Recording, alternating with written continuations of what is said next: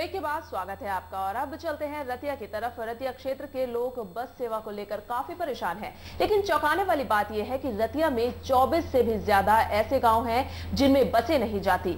ऐसे में अंदाजा लगाया जा सकता है कि लोग कितने परेशान होंगे।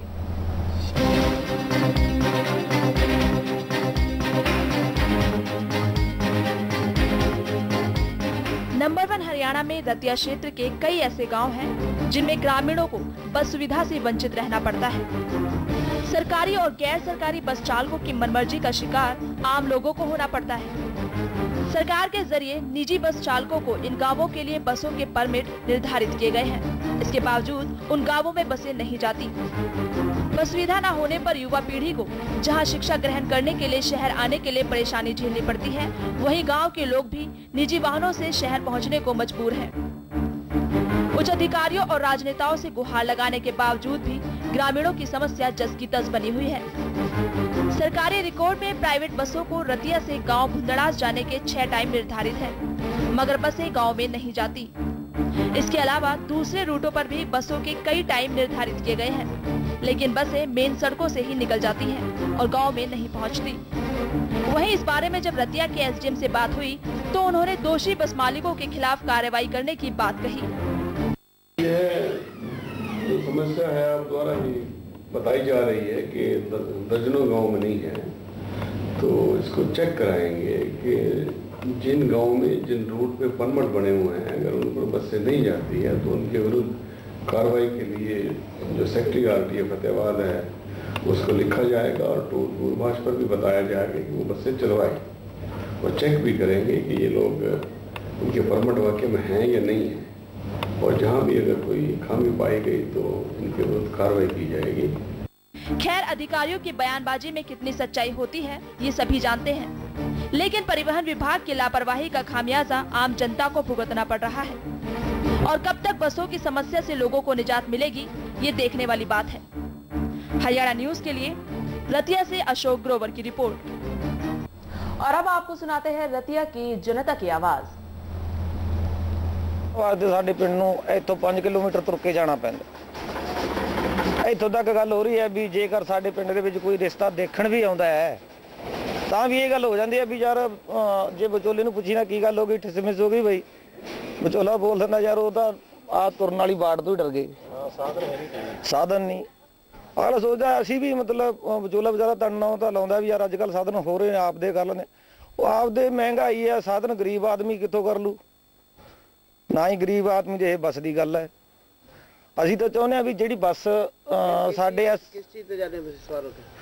असीं पैदल जाने, गरीब पैदल है, कोई मजदूर है माड़ा मोटा कोई साइकिल का साधन करके, नहीं तो इतों 2-2 दियां 4-4 दियां टोलियां बना के पैदल जाने। बच्चे है जिहड़े कोई माड़ा मोटा कोई समझदार परिवार है जिहदे कोई अगे पिछे पढ़े लिखे है वो जवाब जाते है तुर के जाते, कोई साधन नहीं है।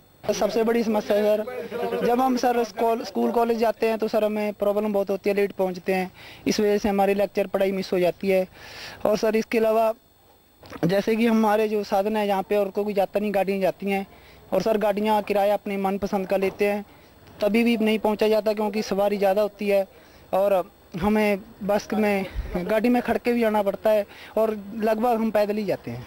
समस्या तो सर साडे बस काफ़ी चिरों तो नहीं आती बस, असीं तो बहुत हादसे का शिकार हो रहे हैं, हासी के शिकार हो रहे हैं। बच्चे बच्चियां पढ़न तो बहुत काफ़ी तंग ने, 5 किलोमीटर बाट पैंदी है, तुर के जाते हैं बेचारे बस्ते लेके, कोई राह च जीप वाला भी नहीं खड़ाउंदा क्यों मगरों सवारियां पूरियां लदियां हुंदियां ने, जगह नहीं हुंदी बैठण नूं, ते बेचारे बहुत मुश्किल के कारण तुरते ने। बस की तो यही प्रॉब्लम है कि जदों दी साडी सुरत संभली अज तक तो बस आई नहीं जी इत्थे पिंड दे विच जी। देश आज़ाद हो गया पर साडा पिंड अजे भी आज़ाद नहीं है जी। कारण तो यही है जी, सरकार ने सड़कां भी बना दियां पर बस अज तक नहीं इत्थे पिंड वासियों नूं साडे नूं नसीब होई जी। चंदो दा अड्डा सानूं इत्थों तकरीबन 2.5-3 किलोमीटर है जी, उत्थे पैदल ही जाना पैंदा सब नूं चल के। अगर एक बार उत्थों बस निकल जे तो 2-2 घंटे उत्थे बैठ के इंतजार करना पैंदा जी सानूं। और यहाँ वक्त हो गया एक छोटे से ब्रेक का। ब्रेक के बाद लौटेंगे तो चलेंगे रतिया और संवाददाता अपने हमारे जो हैं गुलशन अशोक ग्रोवर, उनसे बातचीत करेंगे।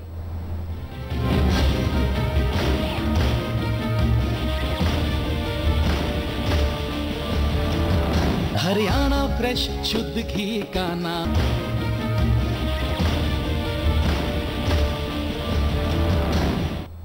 ब्रेक के बाद आपका फिर से स्वागत है हमारे खास प्रोग्राम आपकी आवाज में। ब्रेक में जाने से पहले हमने आपको रतिया की जनता की समस्या दिखाई थी और उसके लिए ज्यादा जानकारी के साथ रतिया से अशोक ग्रोवर हमारे साथ जुड़ गए हैं। जी अशोक, रतिया में बस यात्रियों की संख्या लगभग कितनी होगी और इन यात्रियों के लिए रोडवेज प्रबंधन के जरिए क्या व्यवस्था की गई है? जी, रतिया पंजाब की सीमा पर बसा हुआ है और यहाँ से भिन्न भिन्न शहरों को रोजाना हजारों की संख्या में लोग अपने अपने कार्यों के लिए बसों द्वारा सफर तय करते हैं। रोडवेज प्रबंधन द्वारा यात्रियों की सुविधा के लिए अनेकों रूट निर्धारित किए हुए हैं, मगर यात्रियों की संख्या हजारों में होने पर यह सभी रूट कम पड़ जाते हैं, जिससे लोगों को भारी परेशानियों का सामना करना पड़ता है। अशोक, ये बताएं कि बसों की कमी के चलते आम जनता को किस तरीके की समस्या से जूझना पड़ता है? मैं आपकी जानकारी के लिए बता दूं कि रतिया से फतेहाबाद 157, जबकि रतिया से टोहाना के लिए 98 के करीब सरकारी व निजी बसों के समय दिन में निर्धारित किए हुए हैं। इसके अलावा रतिया से 20 व 25 किलोमीटर की दूरी तक गांवों के लिए निजी बसों को परमिट दिया हुआ है। हैरानी की बात यह है कि मेन रोड से 4-5 किलोमीटर की दूरी पर बसे गाँव में निजी बसें नहीं जाती, जिससे यात्रियों को काफी परेशानियों का सामना करना पड़ता है। गौरतलब बात यह है कि रतिया से मात्र 3 किलोमीटर की दूरी पर केटी कॉलेज है, जिसमें विद्यार्थियों के लिए बसों की छतों पर जान जोखिम में डालकर सफर तय करना पड़ता है। जी अशोक, यहाँ जानना चाहेंगे कि रतिया के हर गांव में बसें जाती हैं? अगर नहीं तो गांव के लोग कैसे आवाजाही करते हैं?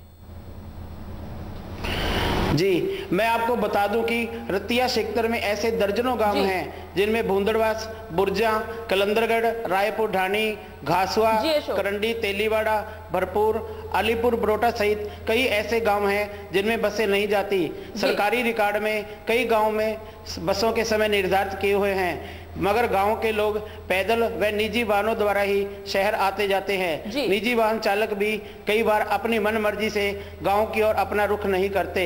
युवा पीढ़ी के लिए तो और भी परेशानी है, क्योंकि ऐसे मौके पर वाहन न आने पर उन्हें निजी वाहनों द्वारा शिक्षा ग्रहण करने के लिए शहर आना पड़ता है। जी अशोक, बसों की समस्या को लेकर अधिकारियों का क्या कुछ कहना है? क्या अधिकारियों की तरफ से कोई कदम अभी तक उठाए गए हैं? जी, रोडवेज के अधिकारी फतेहाबाद हेडक्वार्टर में बैठते हैं। रतिया की इन समस्याओं के बारे में उन्हें जानकारी नहीं और उन्होंने इन समस्या को लेकर कैमरे के सामने बोलने से मना कर दिया। और जब इस बारे में रतिया एसडीएम हरीश चंद्र भाटिया से बात की तो उन्होंने भी गांव के लोगों की इन समस्या को समझा और जल्द हल करने का आश्वासन भी दिया। उन्होंने कहा कि जो बस चालक रूट होने के बावजूद भी गांव में नहीं जाते, उनके खिलाफ कड़ी से कड़ी कार्रवाई की जाएगी। समस्या कब हल होती है यह तो समय ही बताएगा।